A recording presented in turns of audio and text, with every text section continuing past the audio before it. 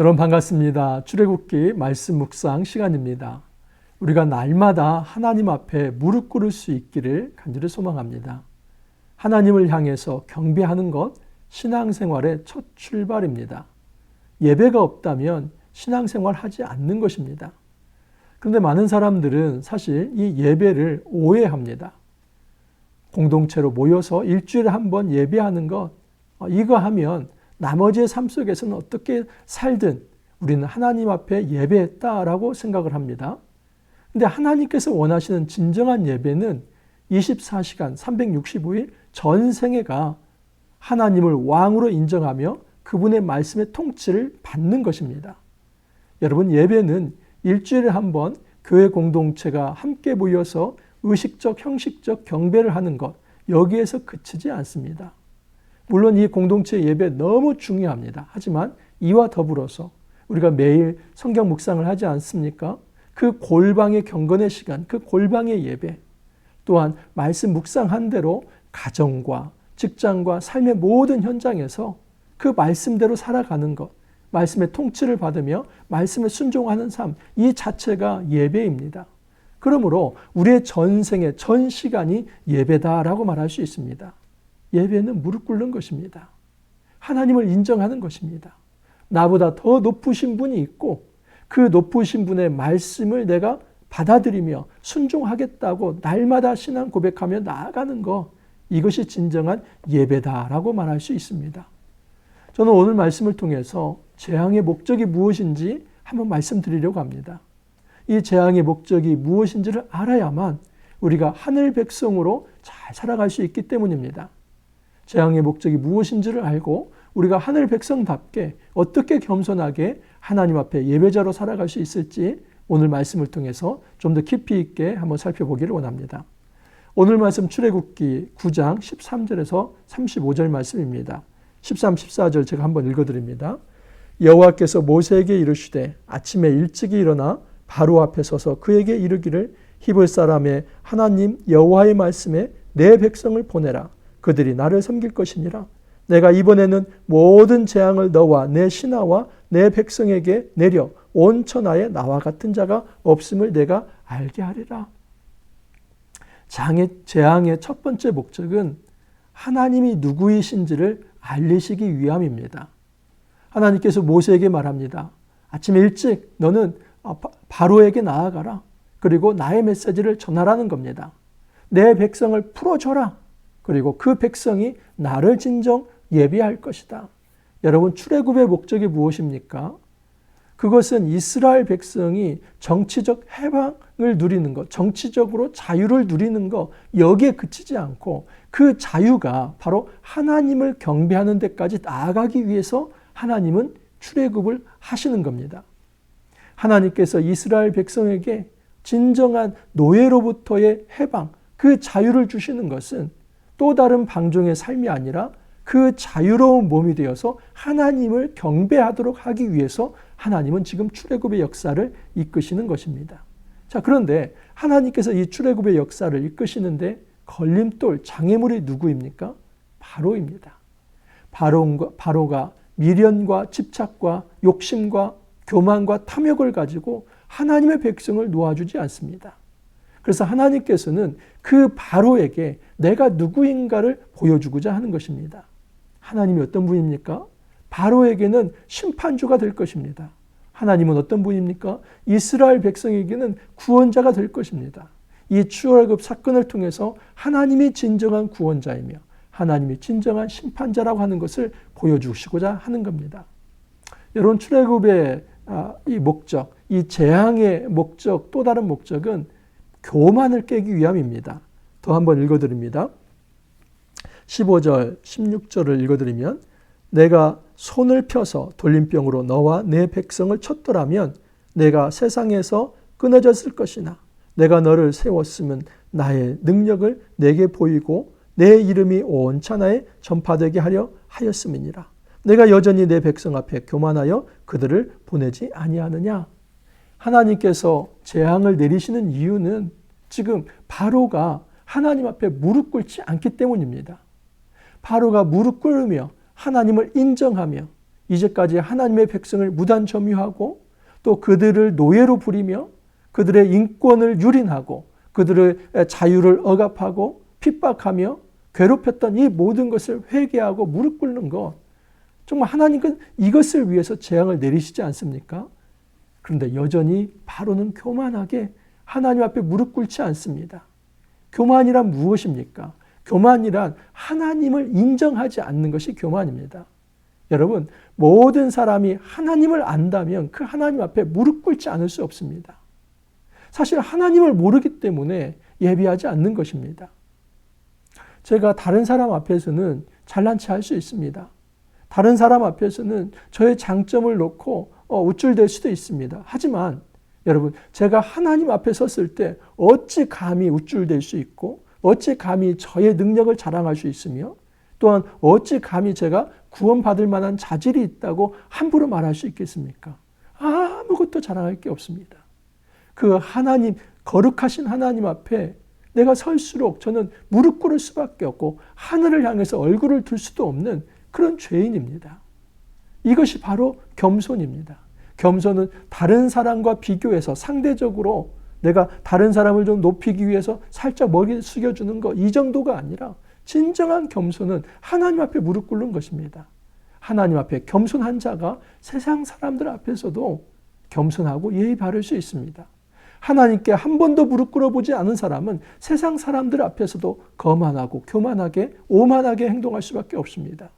그 독단과 오만이 어디에서 오냐면 하나님을 제대로 만나지 못했기 때문입니다. 여러분, 하나님께서 이 땅에 재앙을 내리신 이유가 무엇입니까? 이 땅의 교만 때문입니다. 하나님 위치에까지 올라가서 그 하나님 노릇하려고 하는 것. 모든 생명의 주권이 누구에게 있습니까? 하나님께 있지 않습니까? 근데 하나님 위치에 올라가서 창조주 노릇하며 그 생명을 억압하고 유린하며 그들을 괴롭히며, 여러분, 이것은 하나님 노릇하는 것입니다. 세상에서 가장 하지 말아야 할 일은 무엇이냐면 하나님이 아님에도 불구하고 이 세상들 앞에 하나님처럼 왕노릇하려고 하는 것입니다. 하나님께서는 그것을 원하지 않습니다. 이 세상에서 하나님께서 우리 백성에게, 하나님의 백성에게 원하시는 것은 섬김과 사랑입니다. 상대방의 인격을 존중하며 그 생명을 유린하는 것이 아니라 그 생명을 존중하면서 더불어서 평화를 누리는 것, 이것이 하나님께서 원하시는 것이지 자기의 생명을 위해서 다른 사람의 생명을 유린하는 것, 이것은 못된 것이며 악한 것입니다. 그 어떤 정권도, 그 어떤 단체도, 그 어떤 조직도 만약에 생명을 유린한다면 악한 것입니다. 무엇인가 악하고 악하지 않느냐, 그것을 판가름할 수 있는 기준이 하나 있습니다. 그것은 하나님 노릇하느냐 하지 않느냐입니다. 인간임에도 불구하고 그 나약한 인간을, 그 나약함을 하나님 앞에 인정하며 겸손하게 무릎 꿇는 것이 아니라 마치 자기가 신이나 된 것처럼 모든 사람들 생명 위에서 억압하고 군림하며 그 생명을 함부로 유린하고 그 자유를 억압하는 것, 이것은 하나님 노릇하는 것이며 하나님께서는 반드시 그 교만을 깨기 위해서 재앙을 일으키신다라고 말씀을 합니다. 하나님께서 재앙을 일으키시는 또 다른 목적이 하나 있습니다. 18절 이하를 한번 보겠습니다. 내일 이맘때면 내가 무거운 우박을 내리리니 애굽 나라가 세워진 그날로부터 지금까지 그와 같은 일이 없었더라. 이제 사람을 보내어 내 가축과 내 들에 있는 것을 다 모으라. 사람이나 짐승이나 무릇 들에 있어서 집에 돌아오지 않는 것들에게는 우박이 그 위에 내리리니 그것들이 죽으리라 하셨다 하라 하시니라. 바로의 신하 중에 여호와의 말씀을 두려워하는 자들은 그 종들과 가축을 집으로 피하여 들였으나 여호와의 말씀을 마음에 두지 아니하는 사람은 그의 종들과 가축을 들에 그대로 두었더라. 하나님께서는 경고하시지 않고 심판하는 경우가 단 한 번도 없습니다. 여러분, 이것은 진리입니다. 하나님은 경고하시고 심판하십니다. 경고한다는 것은 그 말씀을 들으면 그 사람에게는 심판이 피해가게 하겠다는 겁니다. 하나님께서 분명히 경고합니다. 지금 이제 때가 되면은, 그 내일 때가 되면은 하늘로부터 우박이 불과 같이 함께 내릴 것인데 그때에 생축과 사람들이 만약에 그 들에 있다면 그 우박에 맞아서 죽을 것이다. 하지만 이 말씀을 듣고 그 종들과 그리고 생축을 집안으로 이제 피신시키면 살 것이다 라고 얘기를 합니다. 여러분, 두 가지 반응이 있습니다. 애굽 사람이라 할지라도 이 하나님 말씀을 듣고 정말 이 하늘에서 우박이 내리고 불이 내릴 것이다. 이전에 그 하나님께서 내리신 그 재앙을 볼 때 이번에도 분명히 일어날 텐데 우리 종들, 우리 가축 보호해야지. 이렇게 선한 마음으로 말씀에 순종하면서 피신시키면 그 종들과 가축은 삽니다. 하지만 이 마른 하늘에 무슨 우박이야? 나는 여호와가 누군지도 알지 못해? 나는 그런 거 개의치 않아? 정작 아마 그는 집안에 있었을 것입니다. 혹시라도 죽고 싶지 않아서. 그러나 종들과 생축은 들에 두어서 여러분 다 죽게 됩니다. 하나님께서 재앙을 내리시는 이유는 믿음을 보기 위해서입니다. 이 재앙이라고 하는 것은 하나의 테스트이며 시험입니다. 그 시험을 통과할 수 있느냐 없느냐를 가리시는 겁니다. 여러분, 시험에 통과하는 것은 딱 한 가지입니다. 그것은 말씀을 받아들이느냐 하는 것입니다. 하나님께서 분명히 경고합니다. 회개하지 아니하고 또 엎드리지 아니하면 그 재앙이 임할 것이다. 근데 끝까지 버티면서 하나님을 인정하지 않고 자기가 죄가 없다고 그렇게 뻗대면서 하나님 앞에서 무릎 꿇지 않고 경배자로 서지 않는다면 그 사람에게는 재앙이 그대로 임할 수밖에 없다는 사실입니다.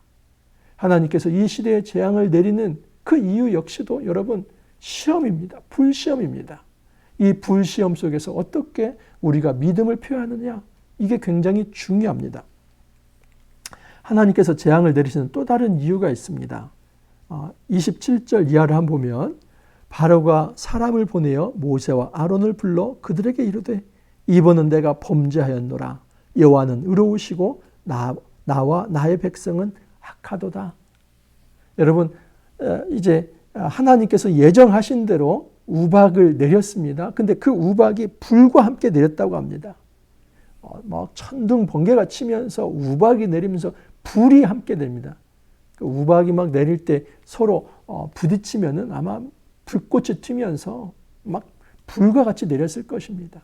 그래서 이 들에 있는 생축과 사람들 죽었고 또한 채소들이 굉장히 많이 이제 다 피해를 보게 됩니다. 이것을 보면서 바로가 화들짝 놀랍니다. 그러면서 모세와 이제 아론을 불러서 이렇게 얘기를 합니다. 여호와는 의로우시고 나와 나의 백성은 악하도다. 사실 이 고백 맞지요. 여호와 당신은 옳습니다. 이 말은 이 심판이 정의롭다는 겁니다. 그 심판을 받아들이는 겁니다. 하늘로부터 내리는 이 우박, 이거 옳습니다. 그리고 우리는 악합니다. 우리가 악하기 때문에 이 심판을 받는 것입니다. 이거 여러분 제대로 된 고백입니다. 하지만 여러분, 이 제대로 된 고백은 위선입니다. 사실은 이 제대로 된 고백이라고 하는 것은 뭐냐면 정말 하나님을 인정하기보다는 이 상황을 모면하고 피하기 위한 임기응변이다 하는 것을 알 수 있습니다. 34절 이하를 보면 바로가 비와 우박과 우레소리가 그친 것을 보고 다시 범죄하여 마음을 완악하게 하니 그와 그의 신하가 꼭 같더라. 정말 안타까울 정도입니다. 사실 좋은 신앙 고백을 한 거나 마찬가지지 않습니까? 아까 하나님은 의로우십니다. 하나님의 심판은 정의롭고 우리가 악해서 우리는 이 심판을 받을 만합니다. 그걸 얘기하면 그것에 맞는 일관성 있는 삶을 살아가면 되는 거 아닙니까? 그런데 그 상황만을 모면하기 위해서 그렇게 이야기를 해놓고 그래서 이제 하나님께서 우박을 그치게 하자 다시 범죄했다. 다시 그냥 모르는 일로 없었던 일로 치부하면서 이스라엘 백성을 보내지 않겠다. 정말 옆에서 보기에도 안타까울 정도입니다. 어떻게 이렇게 지혜가 없을까? 하지만 여러분, 한번 교만의 늪에 빠지면 우리도 이럴 수 있습니다. 이 교만의 늪에 빠지면 이처럼 마음이 강팍해져서 또다시 자기의 탐욕에 빠지게 되고 또다시 자기의 아집에 빠지게 되고 또다시 자기의 독성과 오만에 빠지게 되어서 그냥 숨 쉴만 하면 다시 하나님을 배신합니다. 다시 하나님의 말씀을 듣지 않습니다. 하나님께서 재앙을 내리시는 이유, 제가 크게 4가지를 말씀을 드렸습니다.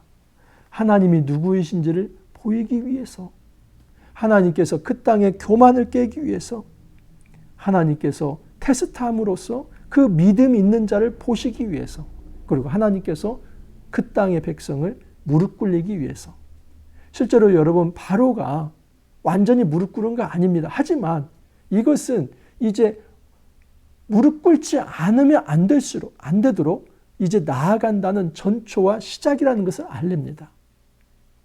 비록 바로가 위선이지만 그는 하나님의 존재를 이제 인정하기 시작합니다. 그리고 여전히 마음이 강팍하기 때문에 아직 그의 백성을 보내지 못하지만 여러분 10번째 재앙이 되면은 더 이상 보내지 않을 수가 없습니다. 그러므로 이 바로가 무릎 꿇는다는 것은 자발적 무릎 꿇음이 아니라 하나님께서 그의 교만을 깨시면서 완전하게 무릎을 꿇리신다는 것입니다. 무릎 꿇음도 2가지가 있습니다.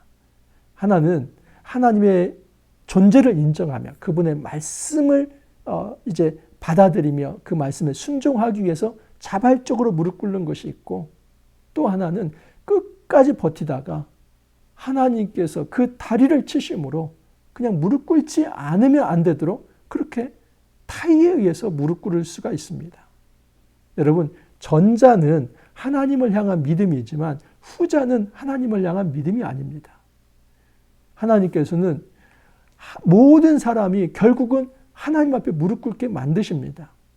믿음을 가지고 하나님 앞에 무릎 꿇게 하시든 아니면 믿음이 없는 자는 하나님께서 재앙을 내리셔서 그 다리를 치시면서 결국은 무릎 꿇게 하십니다.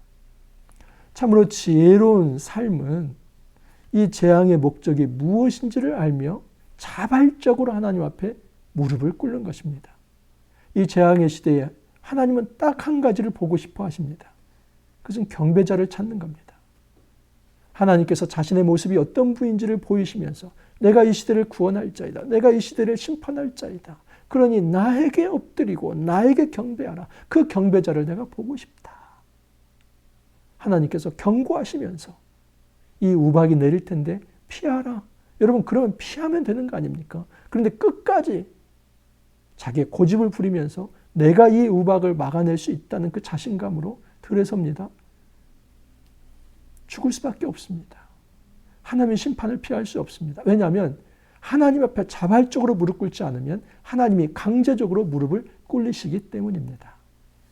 우리가 이 재앙의 시대에 이 재앙의 목적이 무엇인지를 제대로 깨닫고 정말 자발적으로 하나님 앞에 경배자로 살아갈 수 있기를 간절히 소망합니다. 함께 기도합니다.